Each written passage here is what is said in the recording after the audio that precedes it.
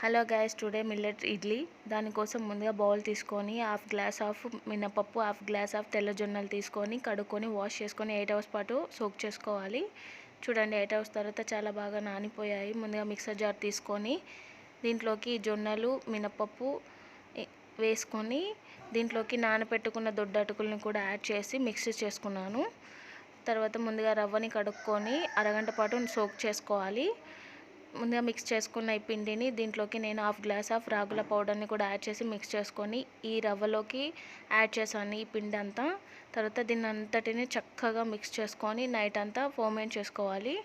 Early morning చూడండి ఎంత మంచిగా ఫర్మెంట్ అయిపోయిందో. దీంట్లోకి నేను 2 టేబుల్ స్పూన్ఫుల్ సాల్ట్ కూడా యాడ్ చేసి చక్కగా మిక్స్ చేసుకొని స్టవ్ ఆన్ చేసుకొని కుక్కర్ కడాయి తీసుకొని దాంట్లోకి వాటర్ పోసుకొని ప్లేట్లోకి పిండిని యాడ్ చేసి 15 మినిట్స్ పాటు ఉడకనివ్వాలి. చూడండి, ఆఫ్టర్ 15 మినిట్స్ ఎంత చక్కగా చబ్బిగా మెత్తటి దూది లాంటి ఇడ్లీ రెడీ అయిపోయింది. నేను సోడా ఏం యాడ్ చేయాలండి. చూడండి. Thank you for watching.